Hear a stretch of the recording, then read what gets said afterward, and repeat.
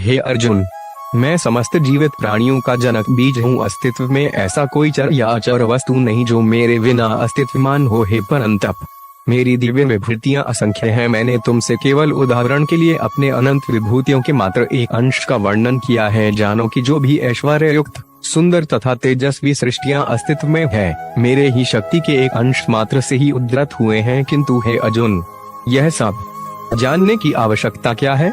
मेरे एक अंश मात्र से ही यह संपूर्ण जगत आधारित है। उपरोक्त श्लोकों में श्री कृष्ण ने कहा है कि संसार की सभी वैभवपूर्ण और अद्भुत 210 चीजें उन्हीं को दर्शाती है। श्री कृष्ण ऐसा इसलिए कहते हैं ताकि हम यह समझ सके कि इस भौतिक जगत में जो भी प्रसिद्ध, सुंदर और गौरवशाली है वे केवल उन्हीं से उत्पन्न हुआ है। कृष्ण के वैभव अपार है, परंतु अंततः कृष्ण कहते हैं कि जब परम सत्य उनके सामने उपस्थित है तो उनको अप्रत्यक्ष तत्व पर ध्यान करने की कोई आवश्यकता नहीं है।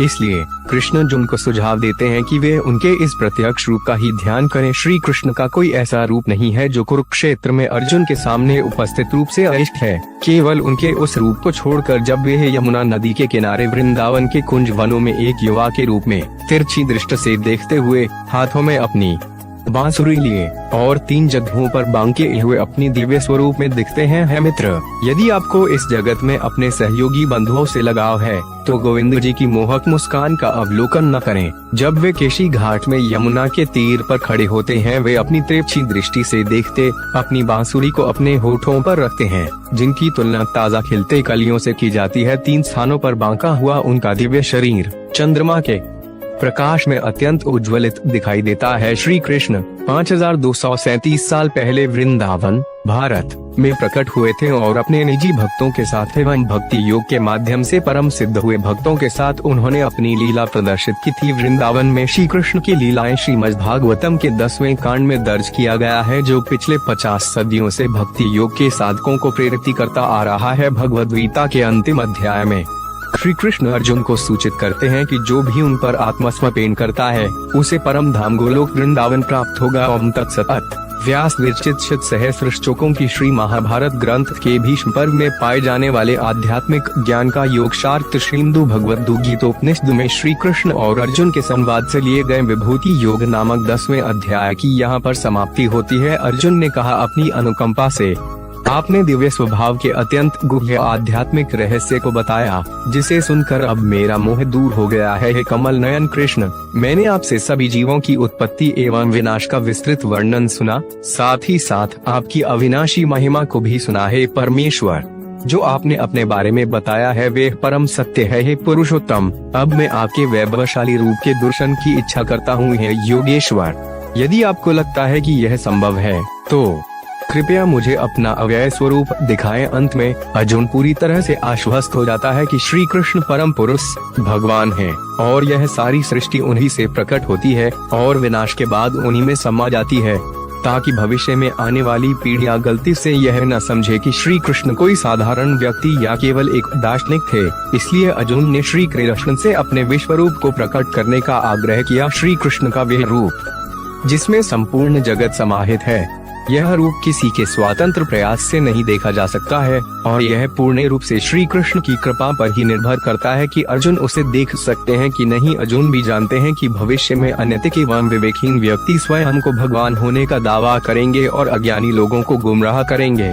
इसलिए अर्जुन चाहते हैं कि कृष्ण अपने विश्व रूप को मानदंड के रूप में प्रदर्शित करें, ताकि कोई भी व्यक्ति जो भगवान होने का दावा कर रहा हो अपनी स्थिति की पुष्टि करने के लिए उसे विश्व रूप दिखाने में सक्षम होना चाहिए। सचमुच अर्जुन की दूरदर्शिता सटीक थी। श्री कृष्ण के समय से और विशेष रूप से आधुनिक समय में कई तथाकथित आध्यात्मिक गुरुओं ने समाज में कदम रखा है और स्वयं को कृष्ण या भगवान के अवतार होने का दावा किया है। दुर्भाग्य से जनवरी मानस इतने अज्ञानी है कि ऐसे पाखंडी एवं ढोंगियों को स्वीकार करते हैं। जब व्यक्ति स्वयं को भगवान होने का दावा करता है या जब कोई व्यक्ति किसी अन्य मनुष्य को भगवान के रूप में स्वीकार करता, तब सबसे बड़ी दुर्गति उस पर आ पड़ती है। निसंदेह यह सबसे गहरा अज्ञान है। जो लोग अविद्या, निराधार वस्तुओं की पूजा में संलग्न होते हैं, वे अज्ञान के सबसे अंधेरे क्षेत्र में प्रवेश करते हैं। किंतु जो विद्या संपन्न होकर भी दूसरों का उचित मार्गदर्शन नहीं करते, वे अंधकार के और भी गहरे क्षेत्र में प्रवेश करते हैं। अर्जुन ने श्री कृष्ण को परम पुरुष,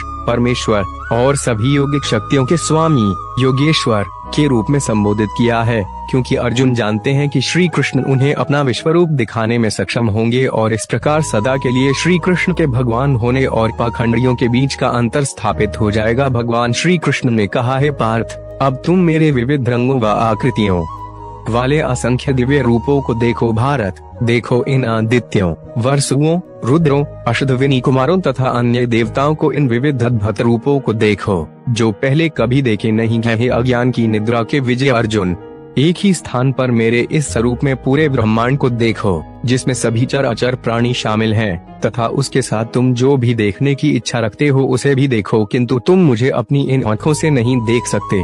अतः मैं तुम्हें दिव्य दृष्टि दे रहा हूँ। अब मेरे योगेश्वर एवं वैभव को देखो। यदि कोई अपनी आँखों से या आधुनिक दूरबीन द्वारा अंतरिक्ष में देखे तो उसे देखने की उम्मीद नहीं करनी चाहिए। जैसा कि अर्जुन को दिखाया गया था, इस भौतिक शरीर की आँखों से विश्वरूप को देखना संभव नहीं है। ऐसी दृश्य देखने के लिए जैसा कि अर्जुन को प्राप्त होना था, दिव्य दृष्टि की जरूरत है। दूसरे शब्दों में, अर्जुन का विश्वरूप दर्शन व्यक्तिगत था और केवल श्री कृष्ण द्वारा ही प्रकट किया जा सकता था। उस दृश्य में अर्जुन एक ही स्थान में वे सब कुछ देख पा रहा था, जो अब है, जो पहले था, जो कुछ भविष्य में होने वाला है, सभी चर व अचर वस्तुएं, और यह सब एक ही पल में, जैसा कि हम इस अध्याय में देखेंगे। श्री कृष्ण के विश्वरूप को देखने के बाद, जिसे अर्जुन अद्भुत, आश्चर्यजनक, प्रज्वलित, भयानक और विनाशकारी बताते हैं, और भयभीत होकर श्री कृष्ण को एक बार फिर से उन्हें परम पुरुष के रूप में अपना आकर्षक एक और सुंदर रूप दिखाने के लिए कहते हैं।